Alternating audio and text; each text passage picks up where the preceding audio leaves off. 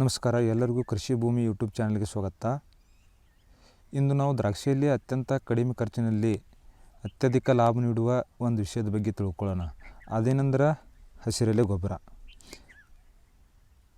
ಭಾಳಷ್ಟು ರೈತರು ಏನು ಮಾಡ್ತಾರೆ, ₹1000 ಖರ್ಚು ಮಾಡಿ ರಾಸಾಯನಿಕ ಗೊಬ್ಬರ ಹಾಕ್ತಾರೆ.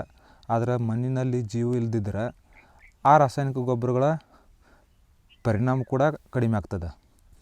ಅದಕ್ಕಾಗಿ ಇಂದು ನಾವು ಮೊದಲ ಮಣ್ಣಿನ ಆರೋಗ್ಯ ಸುಧಾರಿಸಲು ಒತ್ತು ಕೊಡೋಣ. ದಯವಿಟ್ಟು ಈ ವಿಡಿಯೋನ ಯಾರು ಸ್ಕಿಪ್ ಮಾಡದೆ ನೋಡಿ. ಯಾಕಂದ್ರೆ ಈಗ ಎಲ್ಲ ರೈತರಿಗೆ ಸ್ವಲ್ಪ ನಾಲೆಜ್ ಬೇಕಾಗೈತಿ. ಯಾಕಂದರೆ ಈಗ ಇತ್ತಿತ್ತಲಾಗಿ ಏನಾಗ್ಲಾಗ್ತೈತಿ, ಸಾಯಿಲ್ ಕಂಡೀಷನ್ ಭಾಳ ಕೆಟ್ಟು ಹೋಗೈತಿ. ಅಂದ್ರೆ ಸಾಯಿಲ್ ಫರ್ಟಿಲಿಟಿ ಕಡಿಮೆ ಆಗೈತಿ ಭಾಳ. ಹೀಗಾಗಿ ಎಲ್ಲ ರೈತಿ ನಮಗೆ ತೊಂದರೆಗಳಾಗ್ಲಾಗ್ತಾವೆ. ಅಂದ್ರೆ ಪೋಷಕಾಂಶಗಳ ಕೊರತೆ ಬೀಳಾಗ್ತೈತಿ ಮತ್ತು ನಾವು ಕೀಟಗಳ ಹಾವಳಿ ಜಾಸ್ತಿ ಆಗ್ಲಾಗ್ತೈತಿ. ಹೀಗಾಗಿ ನಾವೇನಾಗೈತಿ, ಸ್ವಲ್ಪ ನಾಲೆಜನ್ನು ನಾವು ಬಿಲ್ಡ್ ಮಾಡ್ಕೋಬೇಕಾಗ್ತೈತಿ. ನಾವು ರೈತರಾದವರು ಮೊದಲ ಅದೊಂದು ಕಾಲ ಇತ್ತು. ಅಂದ್ರೆ ಸಾಯಿಲೆಲ್ಲ ಫರ್ಟಿಲಿಟಿ ಚೆನ್ನಾಗಿತ್ತು, ಆರ್ಗ್ಯಾನಿಕ್ ಕಾರ್ಬನು ಜಾಸ್ತಿ ಇತ್ತು ಭೂಮಿಯಲ್ಲಿ.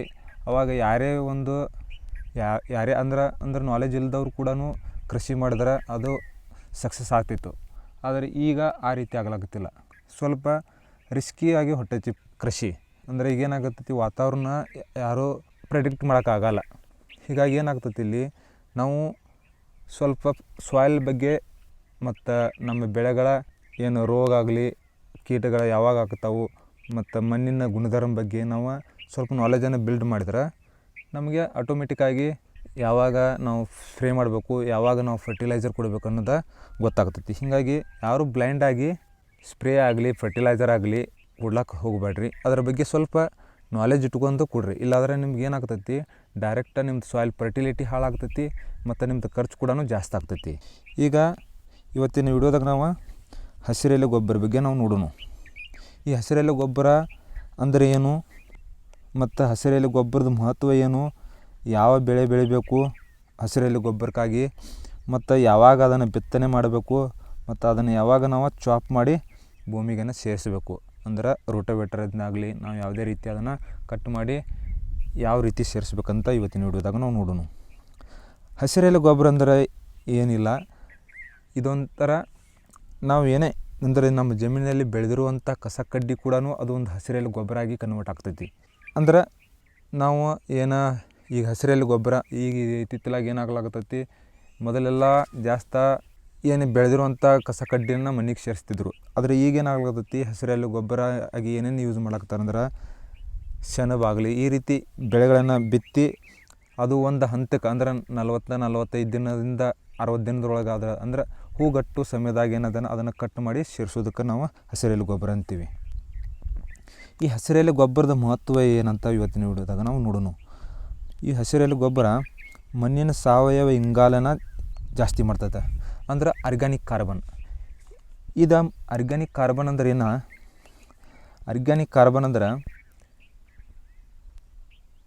ಇದು ಸಾಯಿಲ್ದ ಒಂದು ಹಾರ್ಟೇ ಇದ್ದಂಗೆ. ಅಂದ್ರೆ ಇದನ್ನು ಏನಂತಾರೆ, ಸೋಲ್ ಆಫ್ ಸಾಯಿಲ್ ಅಂತಾರೆ ಇದಕ್ಕೆ. ಅಂದರೆ ಇದಕ್ಕೇನು ಇದಿತ್ತಂದ್ರೇ ಮಣ್ಣು ಜೀವಂತವಾಗಿರ್ತೈತಿ. ಅಂದ್ರೆ ಸಾವಯವ ಇಂಗಾಲ ಜಾಸ್ತಿ ಇರ್ಬೇಕು. ಈಗೆಲ್ಲ ಏನಾಗೈತಿ 0.3 ಅಥವಾ 0.4 ಬಂದೈತಿ. ಅದು ಮಿನಿಮಮ್ ಇಲ್ಲ ಅಂದ್ರೆ 1% ಇರಬೇಕಾಗ್ತದೆ ಸಾಯಿಲ್ ಆರ್ಗ್ಯಾನಿಕ್ ಕಾರ್ಬನ್. ಇದನ್ನು ಹೆಚ್ಚಿಸ್ಲಿಕ್ಕೆ ಇದು ಹಸಿರೆಲೆ ಗೊಬ್ಬರ ಹೆಲ್ಪ್ ಆಗ್ತೈತಿ. ಮತ್ತು ಸೂಕ್ಷ್ಮ ಜೀವಿಗಳ ಸಂಖ್ಯೆ ಹೆಚ್ಚಾಗ್ತೈತಿ. ಅಂದ್ರೆ ನಮಗೇನು, ನಾವು ಯಾವುದೇ ರೀತಿ ಫಂಗಿಸೈಡ್ ಆಗಲಿ ಫರ್ಟಿಲೈಸರ್ ಆಗಲಿ ಏನೇ ನಮ್ಮ ಸಾಯಿಲಿಗೆ ಕೊಟ್ಟಿದ್ರೆ ಅದು ನಮ್ಮ ಬೇರುಗಳು ಡೈರೆಕ್ಟಾಗಿ ಹೀರ್ಕೊಳ್ಳೋದಿಲ್ಲ. ಅಂದರೆ ಏನಾಗ್ತೈತಿ, ಮೈಕ್ರೋಬ್ಸ್ಗಳ ಒಂದು ಚಲನವಲನದಿಂದ ಅಂದ್ರೆ ಅದರ ಎಕ್ಸ್ಟ್ರಾಕ್ಷನ್ ಅಂದ್ರೆ ಅದರದ ಏನು ತಿಂದ ಮೇಲೆ ಏನು ಹೊರಗೆ ಬೀಳ್ತೈತಲ್ಲ ಆ ಎಕ್ಸ್ಟ್ರಾಕ್ಷನ್ಗೆ ಏನೈತೀವಿ ನಾವು ಅವುಗಳನ್ನು ಹೀರ್ಕೋತಾವೆ. ಸೂಕ್ಷ್ಮ ಜೀವಿಗಳ ಎಕ್ಸ್ಟ್ರಾಕ್ಷನ್ದಿಂದ ಏನಾಗ್ತೈತಿ, ಬೇರುಗಳು ಹೀರ್ಕೋತಾವೆ. ಇದು ಎಲ್ಲ ಇರೋದ್ರಿಂದ ಏನಾಗ್ತೈತಿ, ಸೂಕ್ಷ್ಮ ಜೀವಿಗಳ ಸಂಖ್ಯೆನೂ ಜಾಸ್ತಿ ಆಗಬೇಕಾದ್ರೆ ಹಸಿರೆಲೆ ಗೊಬ್ಬರ ಬೇಕಾಗ್ತೈತಿ. ಯಾಕಂದ್ರೆ ಸೂಕ್ಷ್ಮ ಜೀವಿಗಳಿಗೆ ಏನು ಬೇಕು, ಆಹಾರಾಗಿ ಇದು ಹಸಿರೆಲೆ ಗೊಬ್ಬರ ಆಗ್ತೈತಿ. ಯಾಕಂದ್ರೆ ಇದರಲ್ಲಿ ಕಸ ಕಡ್ಡಿನೇ ಏನಿರ್ತೈತಲ್ಲ ಅದನ್ನು ತಿಂದು ಬದುಕುವಂಥ ಜೀವಿಗಳಿವು ಎಲ್ಲ. ನಾವೇನು ಮ್ಯಾಲೆ ಕುಡ್ತೀವಲ್ಲ ಫರ್ಟಿಲೈಸರ್, ಕೆಮಿಕಲ್ ಫರ್ಟಿಲೈಸರ್, ಅವೆಲ್ಲನೂ ತಿನ್ನುವಂಥ ಸೂಕ್ಷ್ಮಾಣುಗಳು ಜೀವಿಗಳು ತಿನ್ನೋದಿಲ್ಲ. ಇವು ಏನು ಕೊಡ್ತೀವಲ್ಲ ನಾವು, ಹಸಿರೆಲೆ ಗೊಬ್ಬರ ಆಗಲಿ ಕಾಂಪೋಸ್ಟ್ ಆಗಲಿ ತಿಪ್ಪೆ ಗೊಬ್ಬರ ಆಗಲಿ ಅಥವಾ ಹಸಿರೆಲೆ ಏನು ಕತ್ತರಿಸಿ ಹಾಕ್ತೀವಲ್ಲ ಇವೆಲ್ಲನೂ ತಿಂದ ಸೂಕ್ಷ್ಮಾಣುಜೀವಿಗಳು ಅದನ್ನು ನಮ್ಮ ಭೂಮಿಗೆ ಪೋಷಕಾಂಶಗಳು ಅಂದರೆ ಸಡನ್ನಾಗಿ ರಿಲೀಸ್ ಮಾಡೋದಿಲ್ಲ, ಹಂತ ಹಂತವಾಗಿ ರಿಲೀಸ್ ಮಾಡ್ಕೊತ ಹೋಗ್ತಾವೆ. ಅಂದರೆ ಯಾವ ರೀತಿ ಡಿಕಂಪೋಸ್ ಆಗ್ತೈತಲ್ಲ, ಡಿಕಂಪೋಸ್ ಆದಂಗೆ ಏನಾಗ್ತೈತಿ ಬೇರುಗಳಿಗೆ ಸಿಗ್ತೈತಿ. ಅದನ್ನು ಏನು ಮಾಡ್ತಾವೆ ಈ ಸೂಕ್ಷ್ಮಾಣುಜೀವಿಗಳು ಮಾಡ್ತಾವೆ. ಈ ಸೂಕ್ಷ್ಮಾಣುಜೀವಿಗಳು ಹೆಚ್ಚಾಗಬೇಕಂದ್ರೆ ನಮ್ಮ ಜಮೀನಲ್ಲಿ ಈ ರೀತಿ ನಾವು ಆರ್ಗ್ಯಾನಿಕ್ ಕಾರ್ಬನ್ ಹೆಚ್ಚಿಸ್ಬೇಕಂದ್ರೆ ಹಸಿರೆಲೆ ಗೊಬ್ಬರನ ಬೆಳಿಬೇಕಾಗ್ತೈತಿ. ಮತ್ತು ನೈಸರ್ಗಿಕವಾಗಿ ಸಾರಜನಕ ಒದಗ್ತೈತಿ. ಯಾವ ರೀತಿ ನೈಸರ್ಗಿಕವಾಗಿ ಸಾರಜನಕ ಒದಗ್ತೈತೆ ಅಂದ್ರೆ ನೈಟ್ರೋಜನ್ ಒದಗ್ತೈತೆ ಅಂದ್ರೆ ಇಲ್ಲಿ ಏನಾಗ್ತೈತಿ ದ್ವಿದಳ ಧಾನ್ಯಗಳನ್ನು ನಾವು ಸಸಿಗಳು ಇರ್ತಾವೆ, ಅಂದ್ರೆ ಸಸ್ಯಗಳು ಇರ್ತಾವೆ. ನಾವೇನು ಕಸ ಕಡ್ಡಿನೂ ಬಿಟ್ಟಿದ್ರು ಅದ್ರಾಗ ಕೂಡ ದ್ವಿದಳ ಇರ್ತಾವೆ. ಅವೇನಾಗ್ತಾವೆ ಇದರಲ್ಲಿ ಏನಾಗ್ತೈತಿಲ್ಲ ನೈಟ್ರೋಜನ್ ಗಂಟುಗಳ ರೆಡಿಯಾಗಿ ಇವೇ ಭೂಮಿಗನ ಒದಗಿಸ್ತಾವೆ. ಮತ್ತು ಈ ರೀತಿ ಏನಾಗ್ತೈತಿ ಸಾರಜನಕ ನೈಸರ್ಗಿಕವಾಗಿ ಸಿಗ್ತೈತಿ. ಮತ್ತು ಮಣ್ಣಿಗೆ ಗಾಳಿ ಸಂಚಾರ ಒದಗಿಸ್ತೈತಿ. ಮಣ್ಣಿಗೆ ಯಾವ ರೀತಿ ಗಾಳಿ ಸಂಚಾರ ಒದಗಿಸ್ತೈತಿ ಅಂದ್ರೆ ಹಸಿರೆಲೆ ಗೊಬ್ಬರ ಇಲ್ಲಿ ಏನಾಗ್ತೈತಿ ನಾವು ಅದು ಬೇರುಗಳೇನು ಬಿಡ್ತಿರ್ತಾವಲ್ಲ ಇಷ್ಟೆಲ್ಲ ಏನು ಹಸಿರೆಲೆ ಗೊಬ್ಬರ ಈ ರೀತಿ ಏನು ಬೆಳೆದಿರ್ತೀವಲ್ಲ ಇಲ್ಲಿ ನಮ್ಮ ಪ್ಲಾಟ್ದಾಗ ಇವೆಲ್ಲ ಏನಾಗ್ತಾವೆ ಅವು ಬೇರುಗಳ ಸಂಖ್ಯೆ ಜಾಸ್ತಿ ಆಗಿರೋದ್ರಿಂದ ಏನಾಗ್ತೈತಿ ಅಲ್ಲಿ ಏರೇಷನ್ ಉಂಟಾಗ್ತೈತಿ. ಈ ರೀತಿ ಏರೇಷನ್ ಉಂಟಾಗೋದ್ರಿಂದ ಮಣ್ಣಿಗೆ ಏನಂತ ಗಾಳಿ ಸಂಚಾರ ಆಗೋದ್ರಿಂದ ಮತ್ತು ಏನಾಗ್ತೈತಿ ಅಲ್ಲಿ ಬೇರುಗಳ ಸಂಖ್ಯೆ ವಾಡಾಗ್ತೈತಿ ಅಂತ ಅಲ್ಲಿರುವಂಥ ಸೂಕ್ಷ್ಮಾಣುಜೀವಿಗಳಿಗೆ ಆಕ್ಸಿಜನ್ ಸಿಗ್ತೈತಿ. ಹೀಗಾಗಿ ಎಲ್ಲನೂ ಒಂದು ನೈಸರ್ಗಿಕವಾಗಿ ನಮ್ಮ ಪ್ಲಾಟ್ಗಳು ರೆಡಿ ಆಗ್ತೈತಿ. ಯಾಕಂದ್ರೆ ಹಸಿರೆಲೆ ಗೊಬ್ಬರ ಬೆಳೆಯೋದ್ರಿಂದ ನೈಸರ್ಗಿಕವಾಗಿ ಬೆಳೆಯೋದ್ರಿಂದ ಏನಾಗ್ತೈತಿ ಹಸಿರೆಲೆ ಗೊಬ್ಬರ ಏನಾಗ್ತೈತಿ ಇವು ಸಾರಜನಕನೂ ನೈಸರ್ಗಿಕವಾಗಿ ಸಿಗ್ತೈತಿ ಅಂತ ಗಾಳಿ ಸಂಚಾರ ಆಗ್ತೈತಿ. ಇದರಿಂದ ಏನಾಗ್ತೈತಿ ಗಾಳಿ ಸಂಚಾರ ಆಗೋದ್ರಿಂದ ಸೂಕ್ಷ್ಮಾಣು ಜೀವಿಗಳ ಸಂಖ್ಯೆ ಜಾಸ್ತಿ ಆಗ್ತೈತಿ. ಈ ರೀತಿ ಎಲ್ಲನೂ ಆಗ್ತೈತಿ. ಮತ್ತು ಮಣ್ಣಿನ pH ಸಮತೋಲನ ಆಗ್ತೈತಿ. ಈಗ ಆಲ್ಮೋಸ್ಟ್ ಎಲ್ಲ ರೈತರದ್ದು ಸಮಸ್ಯೆಗಳೇ ಇಲ್ಲೇ ಬಂದೈತಿ. ಯಾಕಂದರೆ pH ಯಾರ್ದು ಯಾವ ಸಾಯಿಲ್ದು ತಟಸ್ಥ ಇಲ್ಲ, ಅಂದರೆ ನ್ಯೂಟ್ರಲ್ pH ಯಾರ್ದು ಇಲ್ಲ. ಇಲ್ಲಿ ಏನಾಗ್ಲತ್ತೈತಿ ಎಲ್ಲರದು ಅಬೋ 8 ಐತಿ. ಅದರಿಂದ ಏನಾಗ್ತೈತಿ ನಾವೇನು ಕುಡಿತೀವಲ್ಲ ಕೆಮಿಕಲ್ ಫರ್ಟಿಲೈಸರ ಅವು ಕೂಡ ಅಬ್ಸರ್ವೇಷನ್ ಆಗೋದಿಲ್ಲ. ಅಂದರೆ ಅಲ್ಲಿ ಏನಾಗ್ತೈತಿ ಲಾಕ್ ಆಗ್ಲಕ್ಕೆ ಶುರು ಮಾಡ್ತಾವೆ ಎಲ್ಲನೂ. ಅದಕ್ಕೆ pH ಜಾಸ್ತಿ ಇತ್ತಂದ್ರೆ ಅಥವಾ pH ಕಡಿಮೆ ಇತ್ತಂದ್ರೆ ಸೇವನಕ್ಕಿಂತನೂ ಕಡಿಮೆ ಇತ್ತಂದ್ರೆ ಏನಾಗ್ತೈತಿ ನಾವು ಕೊಡುವಂಥ ಏನು ಫರ್ಟಿಲೈಸರ್ ಕೂಡ ಎಲ್ಲನೂ ಬಾಂಡಿಂಗ್ ಆಗ್ತಾವೆ. ಅಂದರೆ ಎಲ್ಲೇನಾಗ್ತೈತಿ ಭೂಮಿ ಒಳಗೆ ಅವು ರಿಲೀಸ್ ಆಗೋದಿಲ್ಲ, ಅಲ್ಲೇ ಹೋಗಿ ಒಂದು ಜಾಗ ಕೂತು ಬಿಡ್ತಾವೆ, ಅವೆಲ್ಲ ಲಾಕ್ ಆಗ್ತಾವೆ. ಹೀಗಾಗಿ ಏನಾಗ್ತೈತಿ ನಾವು ಎಷ್ಟೇ ಗೊಬ್ಬರ ಕೊಟ್ರೂ ಕೆಲಸ ಮಾಡೋಂಗಿಲ್ಲ. ಅದಕ್ಕೆ ನಾವು ಏನು ಮಾಡಬೇಕು ಹಸಿರೆಲೆ ಗೊಬ್ಬರ ಬೆಳೆದು ಈ pH ಸಮತೋಲನ ಕೂಡ ಮಾಡಬೇಕಾಗ್ತೈತಿ. ಮತ್ತು ಇದು ನೀರನ್ನು ಹಿಡಿದಿಡೋ ಸಾಮರ್ಥ್ಯ ಹೆಚ್ಚು ಮಾಡ್ತೈತಿ.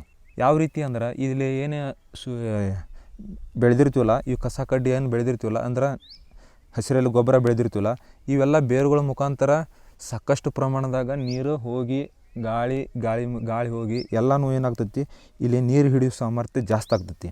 ಮತ್ತು ಅದೇ ರೀತಿ ಬರೀ ನೀರು ಹಿಡಿತೈತಿ ಅಂದ್ರೆ ಪೂರ್ತ ಹಸಿನೂ ಆಗಲ್ಲ, ವಾಪಸ್ಸೂ ಬರ್ತೈತಿ ಅದೇ ರೀತಿ. ಯಾಕಂದ್ರೆ ಅಲ್ಲಿ ಎಲ್ಲ ಬೇರುಗಳ ಸಂಖ್ಯೆ ಜಾಸ್ತಿ ಇರೋದ್ರಿಂದ ಜಾಸ್ತಿ ಡೀಪಾಗಿ ವಾಟರ್ ಹೋಗ್ತೈತಿ ಭೂಮಿ ಒಳಗೆ. ಹೀಗಾಗಿ ಏನಾಗ್ತೈತಿ ಇಲ್ಲಿ ಒಂದು ಹೊತ್ತು ನೀರು ಕಡಿಮೆ ಬಿದ್ರೂ ದಕ್ಕಿಸ್ಕೊಳ್ಳೋ ಅಂಥ ಚಾನ್ಸಸ್ ಜಾಸ್ತಿ ಇರ್ತೈತಿ. ಮತ್ತು ನೀರು ಹೆಚ್ಚಾದ್ರೂ ದಕ್ಕಿಸ್ಕೊಳ್ಳೋ ಚಾನ್ಸಸ್ ಜಾಸ್ತಿ ಇರ್ತೈತಿ. ಈ ಹಸಿರೆಲೆ ಗೊಬ್ಬರದ ಮಹತ್ವ ಇದೆ.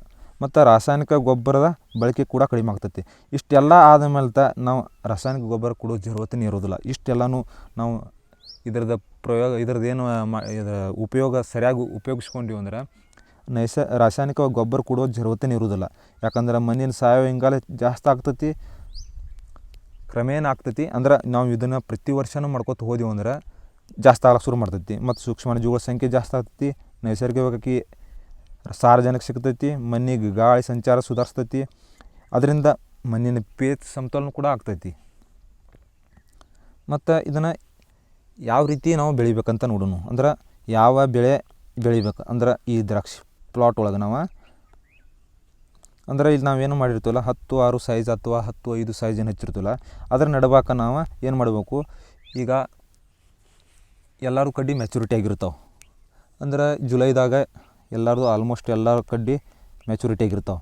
ಜುಲೈದಿಂದ ಏನು ಮಾಡಬೇಕು ನಾವು ಆಗಸ್ಟ್ ಏನು ಬರ್ತೈತಲ್ಲ ಈ ಆಗಸ್ಟ್ ತಿಂಗಳದೊಳಗೆ ಅಲಸಂದೆ ಅಥವಾ ಹೆಸರು, ಸಜ್ಜೆ, ಜೋಳ, ಸೆಣಬ, ಹುರುಳಿ ಅಥವಾ ದ್ವಿದಳ ಧಾನ್ಯ ಒಂದು 70-80%, ಏಕದಳ 30 ಅಥವಾ 20% ಎಲ್ಲನೂ ಮಿಕ್ಸ್ ಮಾಡಿ ನಾವು ಸಾಲ ಒಳಗೆ ಚೆಲ್ಕೊಂಡ ನಾವು ಅದನ್ನೇನು ಮಾಡಬೇಕು, ರೋಟಾವೇಟ್ರ್ ಹೊಡ್ಕೊಂಡು ನಾವು ಹರಿನೀರಾಗಲಿ ಅಥವಾ ಮಳೆ ಚೆನ್ನಾಗಿತ್ತಂದ್ರೆ ಮಳೆ ಮುಖಾಂತರ ಇದನ್ನೆಲ್ಲ ಬೆಳೆದ ನಾವು ಭೂಮಿಗೆ ಸೇರಿಸ್ಬೇಕಾಗ್ತೈತಿ.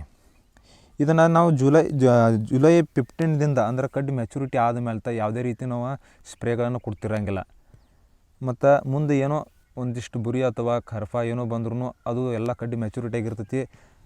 120 ದಿವಸ ಅಬೋ ಆಗಿರ್ತೈತಲ್ಲ. ಹೀಗಾಗಿ ಇದು ನಮಗೇನು ಪ್ರಾಬ್ಲಮ್ ಆಗಂಗಿಲ್ಲ.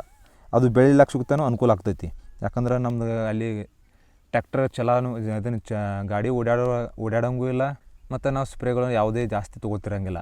ಹೀಗಾಗಿ ಏನಾಗ್ತೈತಿ, ಅಲ್ಲಿ ಈ ಬೆಳೆ ಚಲೋ ಬರ್ತೈತಿ ಎಲ್ಲ. ಈ ರೀತಿ ನಾವು ಅಲಸಂದೆ ಆಗಲಿ, ಹೆಸರಾಗಲಿ, ಸೆಣಬ ಎಲ್ಲನೂ ಅಥವಾ ದ್ವಿದಳ ಜಾಸ್ತಿ ಯೂಸ್ ಮಾಡಿರಿ. ಯಾಕಂದ್ರೆ ಅಲ್ಲಿ ಏನಾಗ್ತೈತಿ, ಸ್ವಲ್ಪ ನೈಟ್ರೋಜನ್ ಪ್ರಮಾಣ ನೈಸರ್ಗಿಕವಾಗಿ ಸಿಗ್ಲಾಕ ಜಾಸ್ತಿ ಹೆಲ್ಪ್ ಆಗ್ತೈತಿ. ಮತ್ತು ಏಕದಳ ಒಂದು 20-30% ಎಲ್ಲನೂ ಒಂದಿಷ್ಟು ಕಾಳು ಎಕರೆಗೆ ಒಂದು 15-20 kg ಆಗಷ್ಟು ತೊಗೊಂಡು ಪೂರ್ತಿ ಸಾಲ ಒಳಗೆ ಚೆಲ್ಲಿ ಇದನ್ನೇನು ರೂಟಾವೇಟ್ರ್ ಹೊಡೆದು ಒಂದು ಹರಿನೀರು ಅಥವಾ ಮಳೆ ಚೆನ್ನಾಗಿದ್ರೆ ಅದು ನಾಟಿ ಬರ್ತೈತಿ. ಮತ್ತು ನಾವು ಅದನ್ನೂ ಮಾಡೋಕ್ಕಾಗಲ್ಲ ಅಂದ್ರೆ ಇಲ್ಲಿ ಏನು ಬೆಳೆದಿರ್ತೀವಲ್ಲ, ಕಸ ಕಡ್ಡಿ ಏನು ಬೆಳೆದಿರ್ತೈತಲ್ಲ ನಮ್ಮ ಜಮೀನ್ದಾಗ, ಅದನ್ನೇ ಹಾಗೆ ಬಿಟ್ಟು ರಫಾಗಿ ಬಿಟ್ಟು ಒಂದು ಹೂ ಬಿಡು ಅಂಥ ಟೈಮ್ದಾಗ ನಾವೇನು 45-60 ದಿನದಾಗ ಏನತ್ತಿಲ್ಲ ಅದನ್ನು ಕತ್ತರಿಸಿ ಮಣ್ಣಿಗೆ ಸೇರಿಸ್ಬೇಕಾಗ್ತೈತಿ. ಈ ರೀತಿ ಸೇರಿಸೋದ್ರಿಂದ ಏನಾಗ್ತೈತಿ, ನಮ್ಮ ಜಮೀನಿಂದ ಎಲ್ಲನೂ ನ್ಯಾಚುರಲ್ಲಾಗಿ ಸಾಯಿಲ್ ಸ್ಟ್ರಕ್ಚರ ಇಂಪ್ರೂವ್ಮೆಂಟ್ ಆಗ್ತೈತಿ. ಮತ್ತು ನಮ್ಮ ಬೆಳೆಗಳಿಗೆ ರೋಗ ಬಂದರೂ ತಡ್ಕೋ ಶಕ್ತಿ ಇರ್ತೈತಿ. ಮತ್ತು ಫರ್ಟಿಲಿಟಿ ಜಾಸ್ತಿ ಆಗೋದ್ರಿಂದ ಏನಾಗ್ತೈತಿ, ಹೂಗಳ ಸಂಖ್ಯೆ ನಿಮಗೇನು ಫ್ಲವರಿಂಗ್ದಾಗ ಆಗಲಿ ಬಂಚಸ್ ಸರಿಯಾಗಿ ಬರ್ತಾವೆ. ಪ್ರತಿಯೊಂದೂ ಒಂದು ಶುಗರ್ ಬರ್ಲಿಕ್ಕಾಗಲಿ ಯಾವುದೇ ರೀತಿ ಕಾಡೋದಿಲ್ಲ. Thank you.